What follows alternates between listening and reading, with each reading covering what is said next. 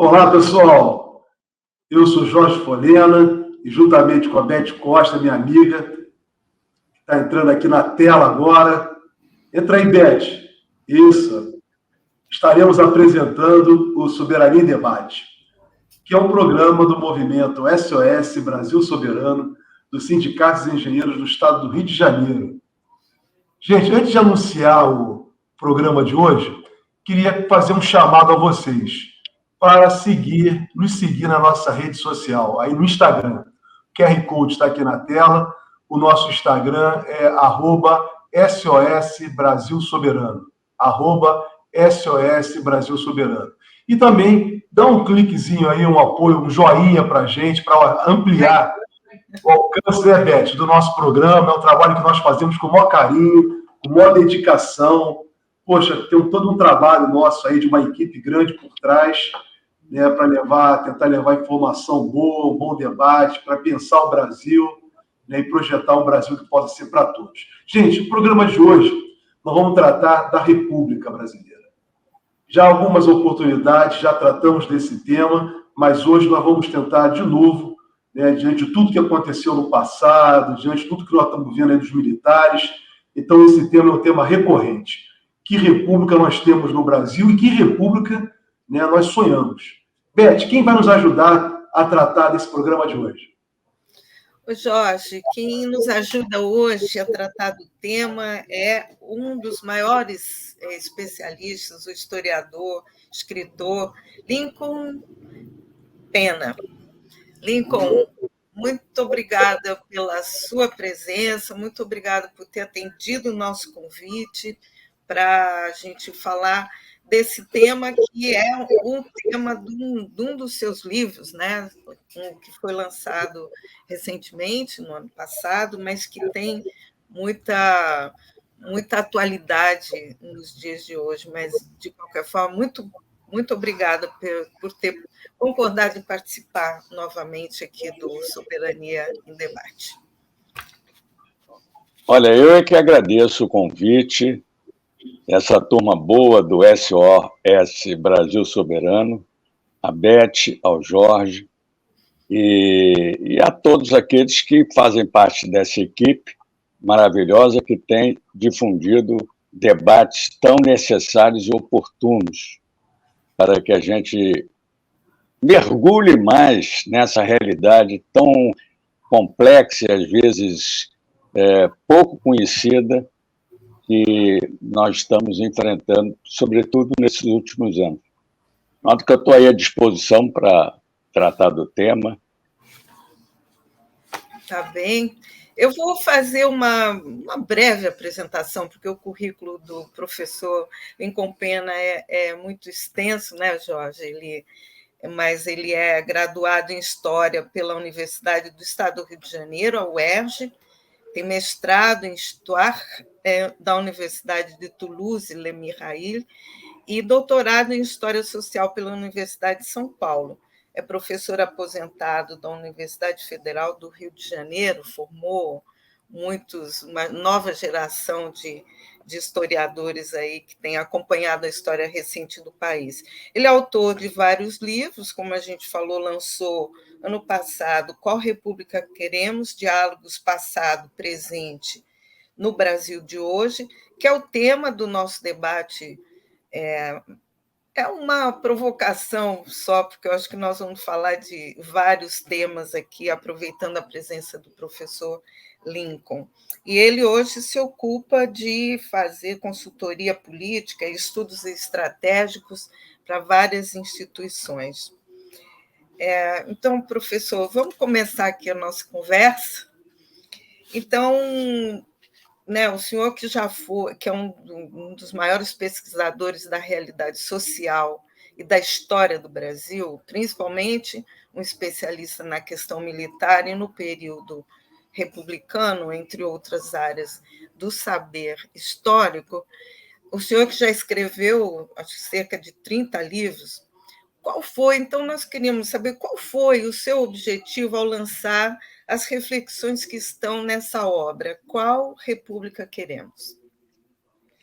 Olha, o objetivo foi repensar a formação brasileira, a formação histórica brasileira, e o próprio título é, ao mesmo tempo, uma indagação, qual república queremos, e um convite à reflexão por parte do leitor, porque, ao longo da tradição historiográfica brasileira, nós sempre nos deparamos com uma narrativa, para usar um termo mais da moda, uma interpretação de cima para baixo, ou seja, uma visão colonialista, uma visão das classes dominantes, tanto que vieram do exterior, como aquelas que se assentaram aqui desde da implantação das feitorias, e, ao mesmo tempo,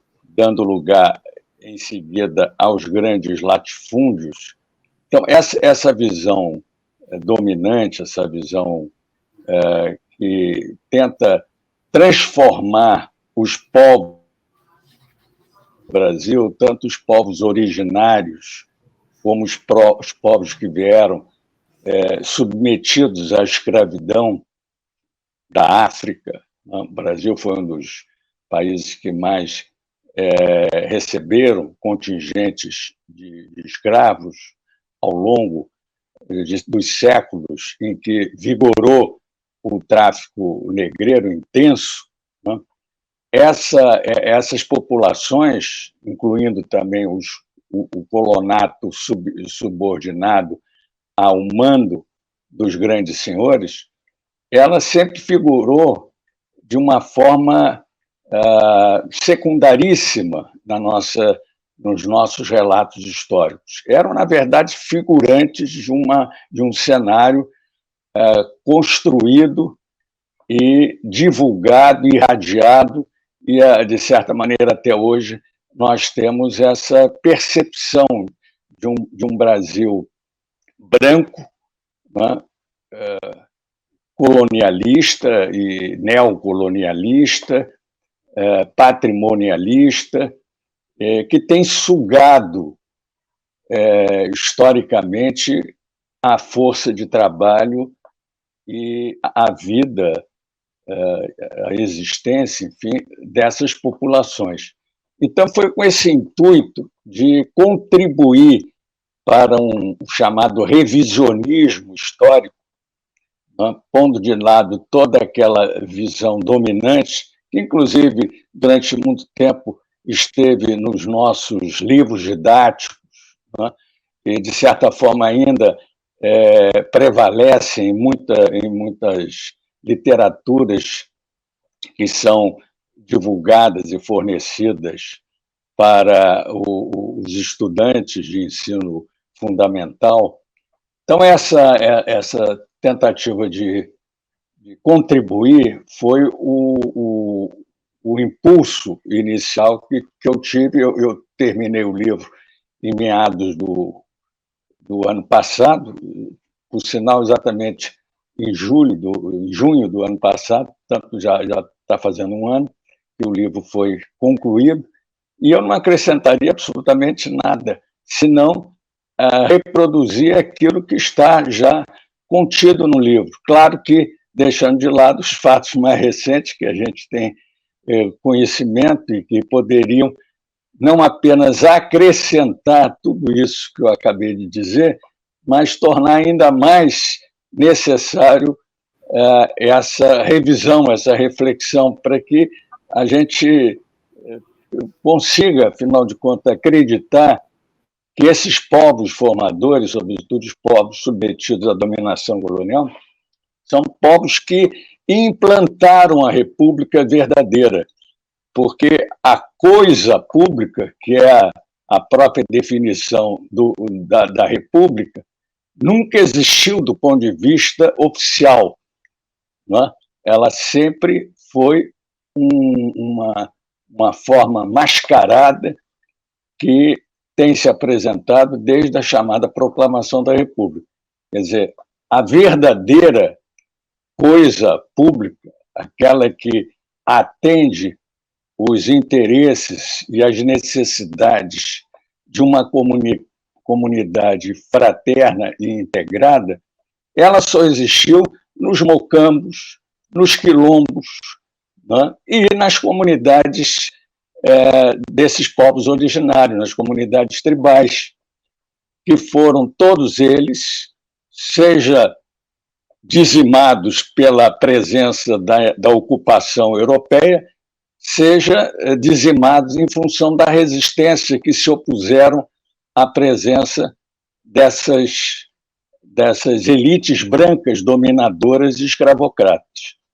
Então, é essa contraposição entre uma verdadeira república ou res pública que predominou, ainda que sob o fogo e a pressão violenta e até criminosa dos colonizadores, vamos chamados colonizadores, que de colonizadores não tinham nada, eram agressores, e a república que, na verdade, institucionalmente tem sido muito mais a res privada, não tem nada de pública, é uma república que só atende àqueles que estão no circuito das grandes propriedades, do circuito financeiro, da acumulação, que hoje transformou o país num dos mais desiguais do mundo.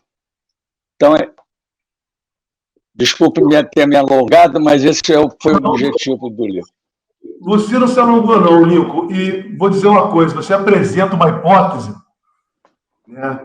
Nesse primeiro momento, para mim, eu estou recebendo como uma hipótese, mas acredito que seja uma tese, né, de que a República mesmo vai ter exatamente, muito importante você falou, exatamente nas comunidades exploradas, massacradas, dos povos originários, né, nas formações dos quilombolas. Então, é uma hipótese muito interessante a partir do momento que nós temos, né, como você explicita, o conceito de república, né, pressupõe dois itens, a meu juízo: igualdade e transparência. E isso a gente não vê, né, na República Estatal Brasileira.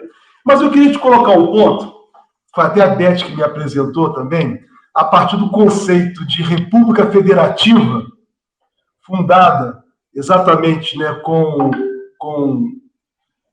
a fundação da República Brasileira, esse conceito de República Federativa. Ou seja, a federação, ela acabou representando os interesses locais, os interesses do mandonismo, aquilo que chamamos de colonialismo no Brasil. E hoje, com a Constituição de 88, nós até avançamos mais, porque saímos do conceito de federação de Estado-membro e incluímos também os municípios, onde ainda está mais ligado ainda o interesse patrimonialista. E aí eu te pergunto, Lincoln, é compatível, no caso do Brasil, uma república com uma federação? Olha, vocês sabem que a definição do sistema federativo, que ocorreu na primeira Constituinte de 1891, que promulgou a primeira Constituição republicana, ela foi uma derrota dos positivistas, que defendiam uma república unitária, a exemplo do modelo francês, né? Eles derrotaram, inclusive, os militares, que eram, em grande parte, influenciados por essa filosofia positivista, e aqueles verdadeiros republicanos, que tinham uma consciência da importância da mudança de um regime que privilegiava determinados setores, segmentos da sociedade, para um regime que fosse exatamente comum a todos os cidadãos brasileiros, né? Então, esses, digamos, propagandistas, difusores do ideário republicano, também foram derrotados, porque essa Constituinte ela foi formada por grandes fazendeiros, né, por aqueles que já tinham o poder político em suas mãos, razão pela qual muitos deles permaneceram, inclusive, com os títulos nobiliárquicos, né, barão disso, duque daquilo. Quer dizer, a própria República não conseguiu superar essa nomenclatura monárquica, né, que era comum, evidentemente, a um regime monárquico. Então, era lógico que, na Constituinte, de hegemonia total dos grandes fazendeiros, dos grandes proprietários de terra, a adoção do federalismo fosse o melhor caminho, porque ele simplesmente validava o poder local, o mandonismo local, o coronelismo, todas essas manifestações típicas e que se originam exatamente lá atrás, desde as feitorias, foram beneficiados, porque eles foram reconhecidos e legitimados. Em todas essas unidades federadas, o poder político permaneceu nas mãos dos mesmos donos do poder. Então, é um falso, tanto a falsa república como o falso federalismo, o que temos visto até hoje. Quando a gente fala, por exemplo, do Centrão, nós não estamos falando outra coisa senão os herdeiros da Casa Grande, os herdeiros escravocratas, né, dessa escravocracia que nunca se superou inteiramente.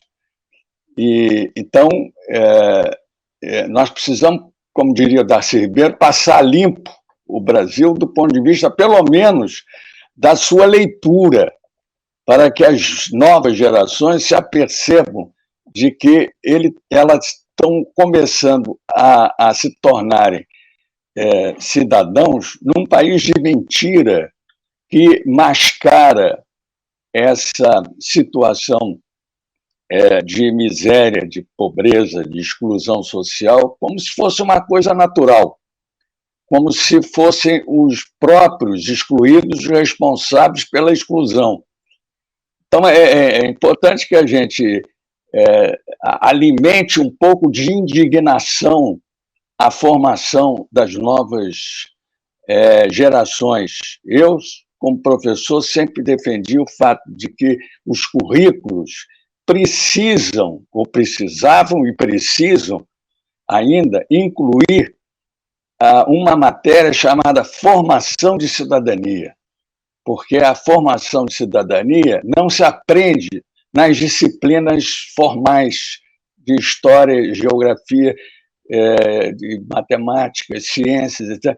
É claro que depende do professor ministrando, ele pode passar um pouco dessa formação, mas é necessário que haja, por parte do legislador, o entendimento de que a democracia, a verdadeira republicanização do país, é alguma coisa que é forjada no debate, não no ensino absolutamente formal, o ensino que tem evitado todo tipo de maior participação do aluno, né? Ou, como diria Paulo Freire, o ensino bancário, em que o aluno está ali para aprender e o professor para ensinar, como se ele também não aprendesse nessa relação com os alunos, muitos dos quais vindo de outras comunidades, de outras culturas, e que tem muita coisa também a passar, e portanto, é um processo de socialização que envolve todos os participantes. E é nesse processo de socialização que se deve dar ênfase à formação da cidadania. Quer dizer, para entender que a República não é só liberdade, não é só participação, não é só reconhecimento do indivíduo, mas também é a capacidade de você interagir junto à comunidade, né? Interagir sempre na perspectiva do bem comum. Daí os primeiros republicanos acrescentaram, viu, Jorge, não apenas a liberdade, a democracia, mas a austeridade. A austeridade significa de que todos os recursos produzidos pela comunidade republicana por um país, precisa ser canalizado para o atendimento das necessidades básicas, elementares, fundamentais de cada ser humano. Isso é um princípio que jamais foi posto em prática.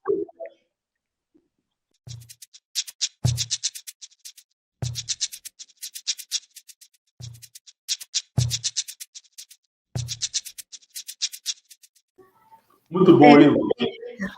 Professor, o senhor falou do acesso da população a participar mais incisivamente das deliberações do governo, né, da implantação do que seria a res pública, né, a coisa de todos, né, o bem comum, mas e levantou uma questão da insurgência, né, da rebelião.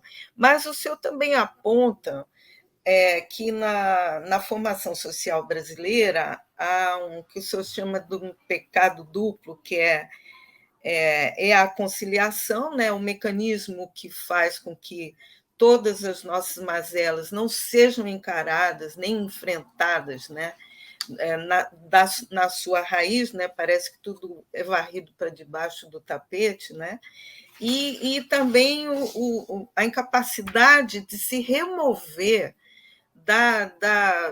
dos mecanismos de poder esse legado escravocrata, colonial, patrimonialista.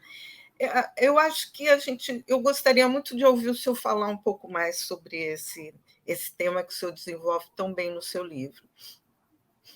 Olha, eu acho que a questão de qualquer mudança mais substancial passa, primeiro, pelo conhecimento da nossa história, né? Isso é fundamental. E o conhecimento da nossa história implica exatamente em se ter clareza de que essas coisas todas, elas não aconteceram por acaso. Houve um projeto de transformar o Brasil numa imensa feitoria, um imenso mercado, e até hoje é um projeto das elites dominantes, não tenho a menor dúvida. Há, no entanto, que se registrar que as resistências sempre ocorreram, por isso é que eu digo que a nossa história é uma história cruenta e não incruenta, aquele negócio do pacifismo, da coisa que sempre o brasileiro consegue superar as principais adversidades, como se fosse um povo capaz de ser estoico o tempo todo, de suportar as piores privações em nome da brasilidade, né? Essas mazelas todas, elas sempre tiveram uma resistência e insurgências que têm, afinal de contas, varrido todo o tempo da nossa história e em todas as regiões, e hoje se apresentam também nas comunidades periféricas e mais pobres. E todas elas padecem exatamente da chamada repressão sistemática do Estado, né? Nós temos diariamente mortes de jovens, crianças, adultos, idosos, que são vítimas de uma repressão desencadeada por grupos ligados ou não ligados ao Estado. mas, às vezes, com complacência do próprio poder público. Agora, no livro, eu trato, no período basicamente republicano, de dois atores que são importantes que nós conheçamos a sua trajetória. Um deles são os militares, não só porque eles foram fundamental no golpe republicano, né, que proclamou a República, porque eu costumo dizer a proclamação é uma forma de você evitar a definição do que houve com a queda da monarquia, se foi um golpe ou uma revolução. Então, proclamação é um termo que, aliás, foi surrupiado da própria legislação monárquica, que quando o imperador, o rei, queria dar um comunicado, era uma proclamação. Não? Houve o que na América Latina chama de pronunciamento também. Não? Os chamados pronunciamentos são formas de tomada do poder, às vezes, como diria Antônio Gramsci, de forma regressista, ou seja, os golpes que retrocedem e só favorecem as classes dominantes, como aconteceu em vários episódios da história do Brasil, inclusive o mais conhecido deles foi o golpe de 64, ou golpes progressistas, quer dizer, aqueles golpes que os militares acabaram encampando demandas acumuladas há tempos e que propiciaram, de certa maneira, a defesa de um Estado minimamente soberano. Isso aconteceu em alguns países da América Latina. Bom, então os militares estiveram à testa dessa república até hoje. É claro que você tem momentos em que essa participação foi na defesa de um Estado nacional que pudesse manter uma relativa autonomia, né? Relativa autonomia, que, aliás, é um termo que pode ser aplicado também à nossa independência, que já fez 200 anos. Nós não fomos independentes, nós conseguimos uma relativa autonomia, não só em relação à antiga metrópole, mas, sobretudo, à principal metrópole de fato, que era a Inglaterra, que permaneceu dando as cartas ao Brasil antes, durante o Reino Unido e depois da independência. Então, essa situação dos militares, ela se transcorreu mais ou menos sem grandes modificações até a Segunda Guerra Mundial. Eu penso, e aí é uma interpretação minha, que a partir da Segunda Guerra Mundial, sobretudo a partir do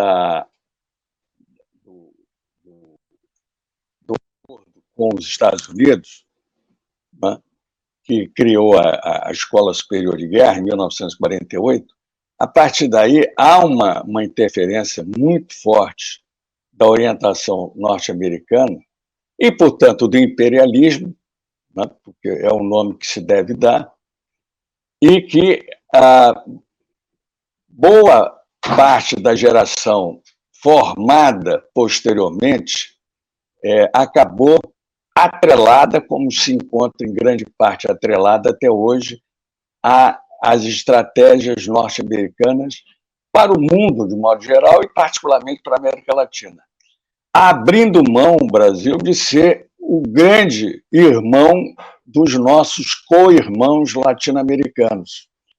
O Brasil que jamais, aliás, o Brasil, que eu digo, os próprios brasileiros, têm dificuldade de se sentirem latino-americanos. Eles alegam que são vizinhos da América Latina, né? Como nós devemos assumir a nossa latino-americanidade.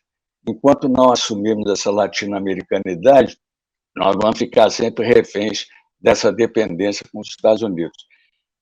E o outro protagonista que teve uma relativa importância nesse período foram os comunistas, Por que eu cito os militares e os comunistas? Foram os únicos atores que tiveram, ou bem ou mal, um projeto nacional. Um projeto, no caso dos militares, né, de um Estado forte, de um Estado que impedisse qualquer desvio da rota republicana, porque os militares sempre entenderam que a República era uma coisa deles, é uma coisa deles. Foram eles os responsáveis pela sua implantação. E os comunistas, dentro do projeto de uma revolução nacional e burguesa, ou democrático-burguesa, ou uma revolução nacional, entendendo a necessidade de romper com a influência imperialista no país. Né? Então, por isso é que no segundo e no terceiro capítulo desse livro, eu me refiro a esses dois protagonistas, a histórica trajetória desses dois protagonistas. E termino com um apêndice que não poderia deixar de ser outro, senão discutir a Revolução Brasileira, porque até a década de 60, até as vésperas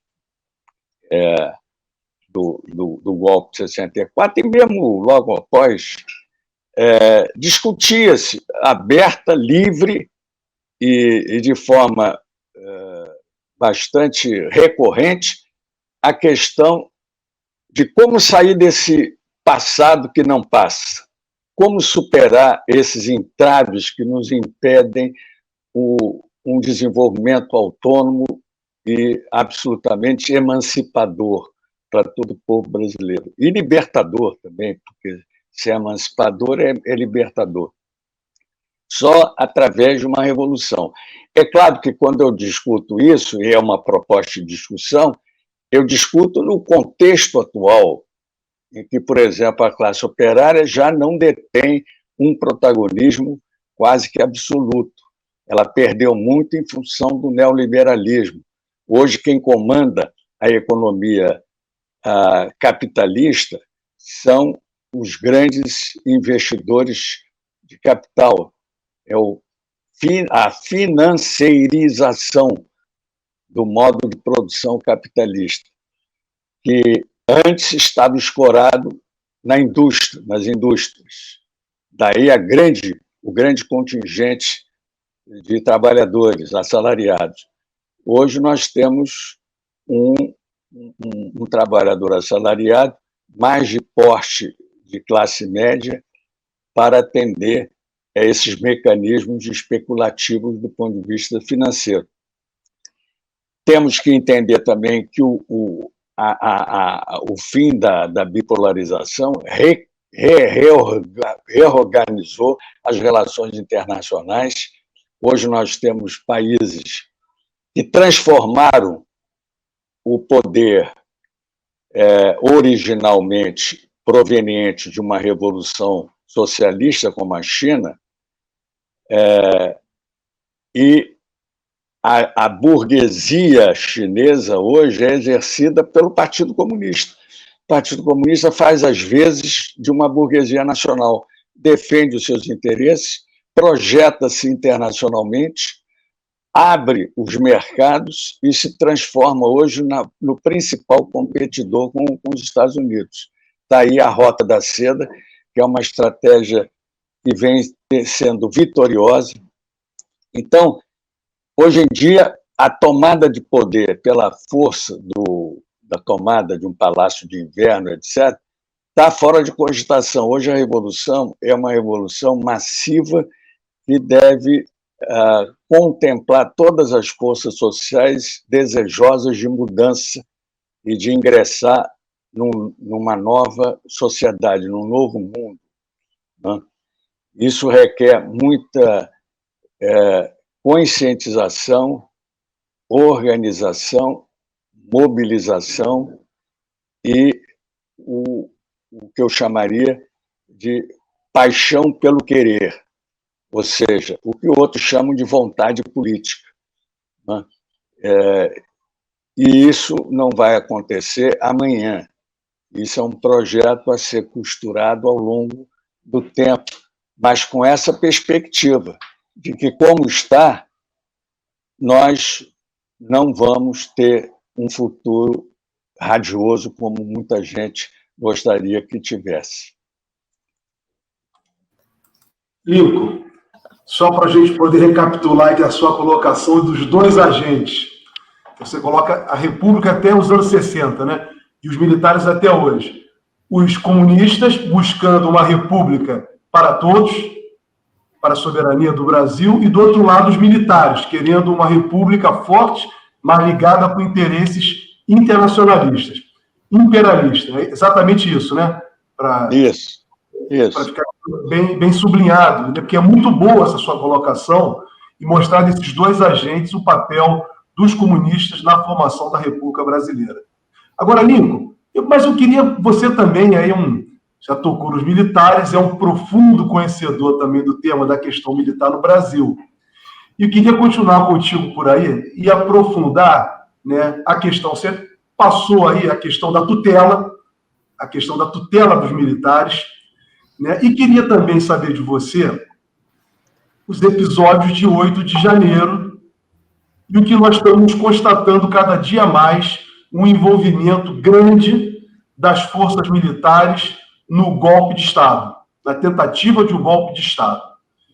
Como você viu o papel dos militares, a meu juízo, nessa tragédia que foi a tentativa de golpe do 8 de janeiro? Olha, eu diria que esse episódio já tinha sido anunciado há algum tempo, dada a atitude do então presidente Bolsonaro à frente do governo.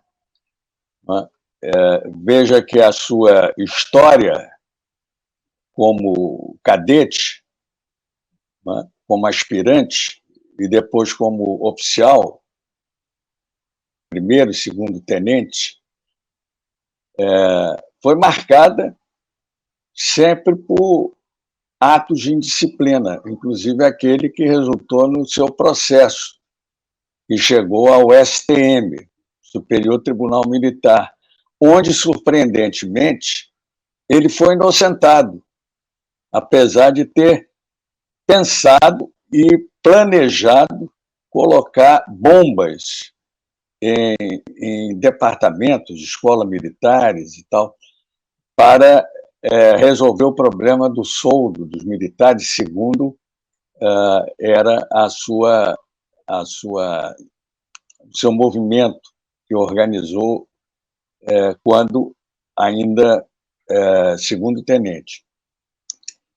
Então, ele foi condenado por uma junta de 3 coronéis à expulsão sumária das Forças Armadas, portanto, do Exército Nacional, e aí é que entra a curiosidade. Vai para o Superior Tribunal Militar e é absolvido por 9 votos a 3, ou 9 votos a 4, parece que a composição é sempre ímpar, né? Não sei. Mas, enfim, por uma maioria bastante significativa. Daí em diante, ele vai para a reserva.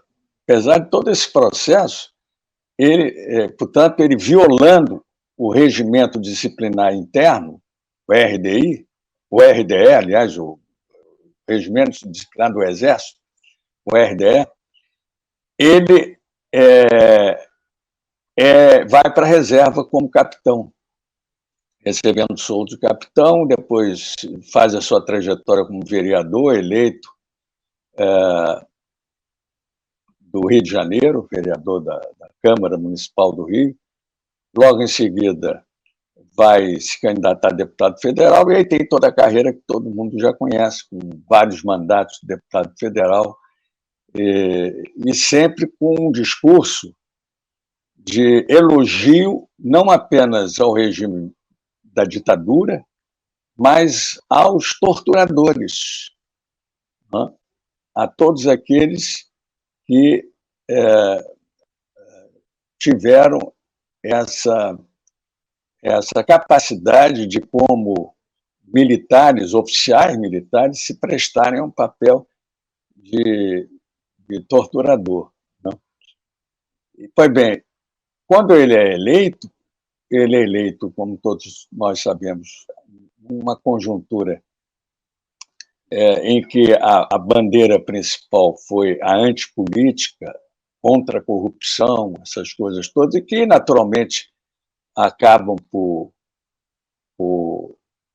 mexer com os brios de muitos eleitores, né? Classe média, principalmente, fica muito sensibilizada, como se o próprio regime, o próprio sistema já não fosse sistema corrupto por natureza. Mas, enfim, o fato é que ele ao longo do governo, armou diversas vezes a tentativa de neutralizar as instituições democráticas, o parlamento, o poder judiciário, né? Os partidos políticos que fossem contrários à sua orientação política. Então, o 8 de janeiro foi, ao mesmo tempo, concebido pelo Bolsonaro. Né? Aliás, um dos juízes, não sei se o relator ou um dos juízes do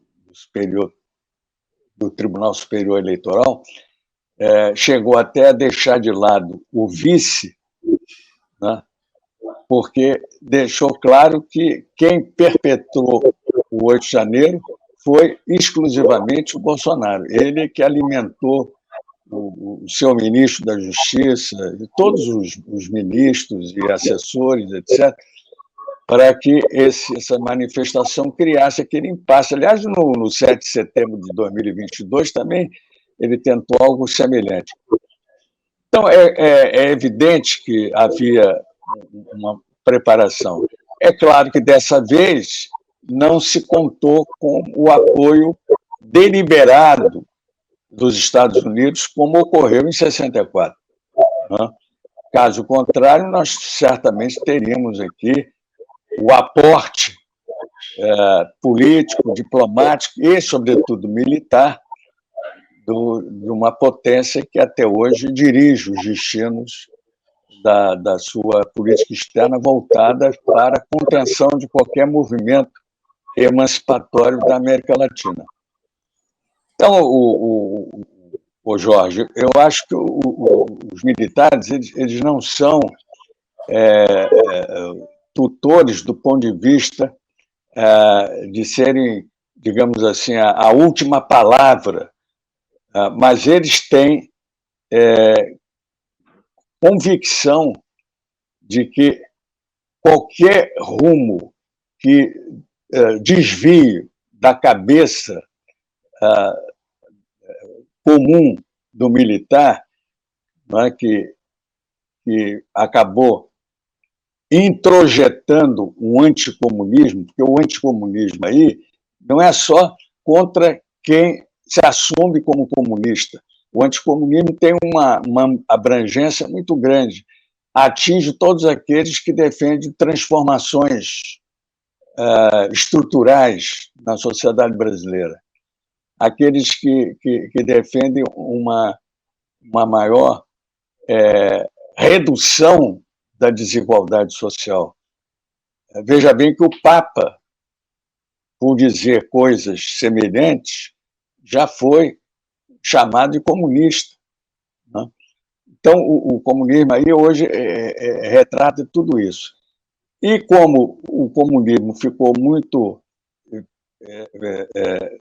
pequeno depois da queda da União Soviética, do chamado mundo do sistema socialista, o Departamento de Estado não titubeou em eleger o terrorismo como o alvo preferencial de combate, sempre, se que possível, associando o terrorismo ao comunismo, do ponto de vista da mídia eletrônica. Né?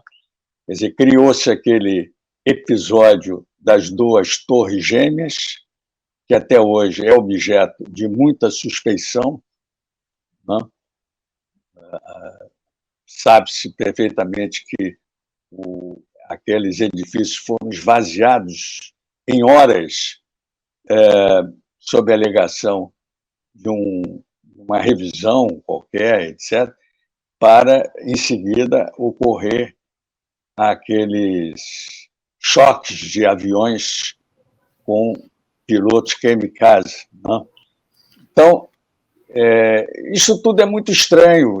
Essas coisas, nós sabemos que nós temos uma informação muito seletiva e direcionada para justificar medidas de um Estado que hoje detém praticamente o controle de grande parte das comunicações mundo afora.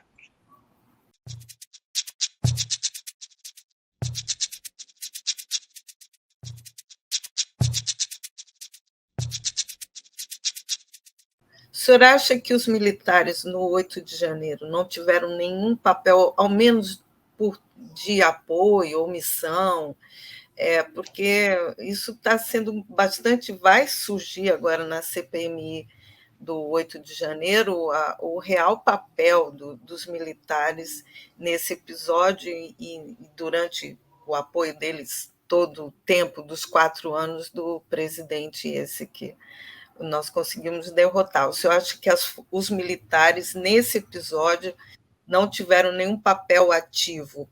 Pode ter tido um papel passivo?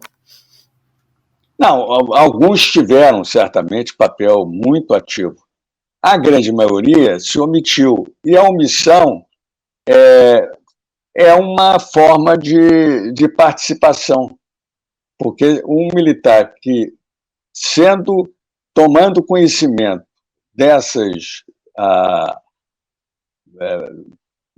tratativas visando um movimento golpista e que não assuma o seu papel de comando, né? E eu estou falando dos militares que detêm o comando, né?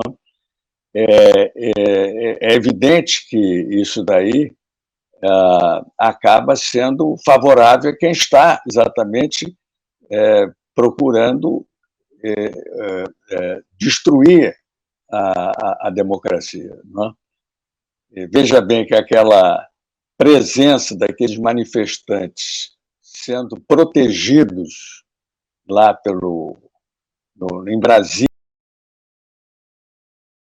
Brasília, por si só, é bem representativo dessa conivência. Houve conivência. Tá? E aí é difícil você individualizar a conivência, mas pelo comando, os comandantes são responsáveis. Todos os comandantes deveriam ser submetidos a um julgamento. Né? Agora, é uma ação que precisa ter muito respaldo popular para que essas consequências inevitáveis diante do enquadramento de comandantes que se deixaram levar, né, oportunisticamente pelo movimento, não sejam realmente julgados e condenados, porque não há outra explicação para você, inclusive, proteger manifestantes logo após a posse. O resultado das eleições já tinha sido declarado pelo Tribunal Superior Eleitoral.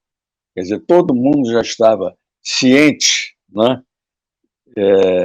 E é curioso que tanto o presidente como, logo depois, isso aconteceu também com o ex-ministro da Justiça, Anderson Torres, né? Ambos se evadiram do território brasileiro, foram para os Estados Unidos. Quer dizer, muita coincidência para a gente poder achar que isso tudo aconteceu muito naturalmente.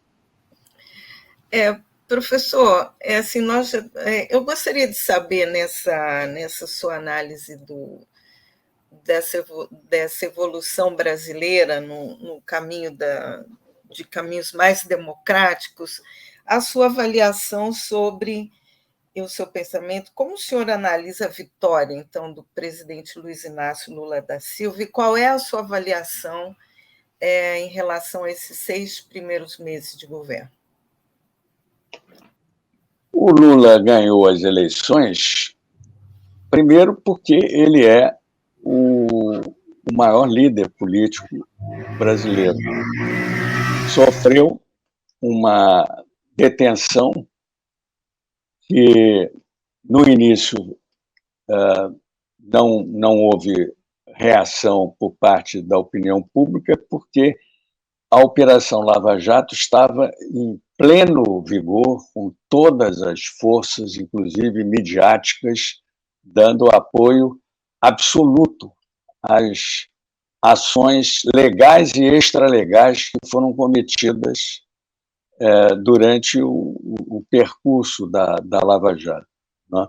A Lava Jato virou o que foi, lá na Itália, a Operação das Mãos Limpas, que acabou, por exemplo, com a esquerda na Itália. Hoje, a Itália, que era o principal país de esquerda, tinha o maior partido comunista da Europa Ocidental e do mundo, fora, naturalmente, na época, os países viu completamente entregue a forças ou conservadoras, liberais, ou conservadoras de cunho fascista, né? Quer dizer, então, é uma operação que teve consequências muito funestas para a política, de um modo geral. Não especialmente para a esquerda, mas para a liberdade política, porque o uso instrumentalizado desse negócio da corrupção chegou a um tal plano que você ultrapassou todas as convenções e leis que protegem a qualquer acusado de um mal feito qualquer. Então, você tem que considerar que essa prisão do Lula durante um ano e pouco que ele esteve detido não o eliminou completamente da configuração política brasileira. Ele sempre foi uma pessoa que manteve a sua alocução com todos os jornalistas e visitantes e tal. Ele venceu, no entanto, principalmente por erros absurdos cometidos pelo Bolsonaro, né? A ponto de estreitar totalmente a sua base popular, quer queira, quer não. O Bolsonaro se transformou também numa liderança política nacional. Ele, que originalmente era do Rio de Janeiro, mas ganhou projeção nacional por conta justamente dessa perseguição aos chamados corruptos, à política da concessão de vantagens, etc., como se no governo dele ele não praticasse essas mesmas coisas que ele denunciava.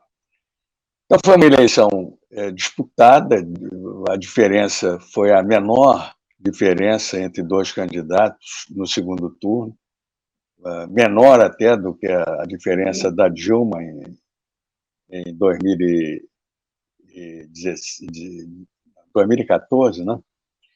Então, eu acho que ele ganhou, em parte, pelos méritos que ele tem, né? Agora mesmo eu escrevi um artigo sobre a paixão do querer, em que eu mostro que a grande liderança política é aquela que consegue reunir um mínimo de racionalidade com a emoção. Essa emoção que leva o indivíduo, às vezes, a cometer até alguns deslizes, mas a não se refugiar na inibição, quer dizer, dizer as coisas como está pensando. E foi o que o Lula fez nessas viagens na Europa. Ele chegou a deixar de lado o texto elaborado pelo ministro das Relações Exteriores para naquela reunião lá com Macron, com as lideranças todas europeias e algumas de outros países africanos, latino-americanos, dizer o improviso, ao mesmo tempo emocional e racional, verdades que o mundo precisa ouvir, que essa ordem mundial está obsoleta, que é preciso mudar, é preciso que as cobranças dos países do norte, os países mais desenvolvidos, qualquer tratado, como esse tratado da União Europeia com o Mercosul, fica colocando uma série de cobranças, como se nós ainda fôssemos uma colônia submetida às determinações dos nossos colonialistas. Quer dizer, ele não disse nessas palavras, mas deixou claro isso. Né?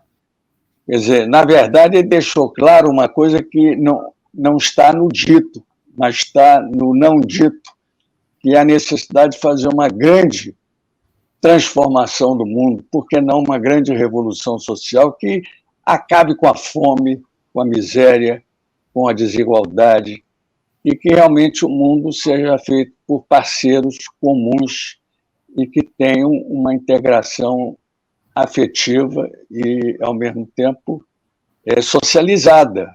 Quer dizer, que todos possam participar dos bens produzidos por todo mundo. Então, eu acho que, nesse sentido, o eleitor soube, aquele que não era partidário histórico do Lula, ou que estava indefinido, ele soube fazer a leitura correta. Quer dizer, entre manter um presidente aloprado, dizendo coisas que ofendiam as mulheres, a todos os gêneros diferentes do seu, né? E dizer que mais importante do que um livro é uma arma que o indivíduo deve ter, esse eleitor, naturalmente, pendeu para um presidente que teve 8 anos de mandato, né, porque foram 2 mandatos, e que, durante seu tempo, ele respeitou as regras do jogo. Ele poderia ter sido reeleito pela 3ª vez, se quisesse. Ele tinha maioria na Câmara, mas ele não quis ultrapassar a limitação de uma única reeleição. Então, eu acho que ele foi merecedor da vitória, embora o ônus de ter carregado durante muito tempo a alcunha de corrupto, né? E hoje é uma bandeira que descaracteriza qualquer político com o qual você não tenha nada a ver. Lincoln, olha, muito obrigado.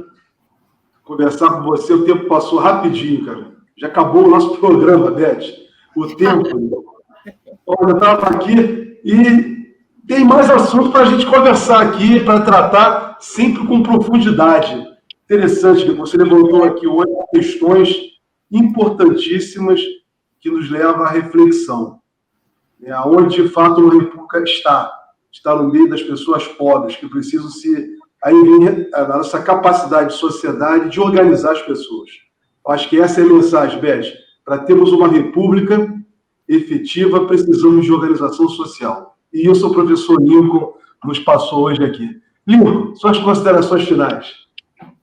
Não, com interlocutores como a Beth e você, Jorge, fica fácil, porque a gente vai no embalo das boas indagações, das boas colocações e, sobretudo, do espírito comum de termos que compartilhar assuntos que estão hoje na ordem do dia, mas que devem ser enfrentados com determinação e vontade de fazer com que todos possam também participar e refletir acerca, né? Então, agradeço muito ao convite e estou aí sempre às ordens. Muito obrigado, Lincoln. Beth. Nós que agradecemos demais a sua colaboração na nossa reflexão aqui. Nós ainda vamos chamá-lo novamente, porque, como o Folena falou, ficaram muitos assuntos ainda de fora, mas agradecemos e nos despedimos aqui de quem nos acompanhou no programa de hoje. Voltamos semana que vem com um novo debate que nos leve à reflexão de que país queremos, que república queremos e qual é o nosso papel nessa formação política da sociedade, a nossa pequena colaboração para isso, né, Jorge?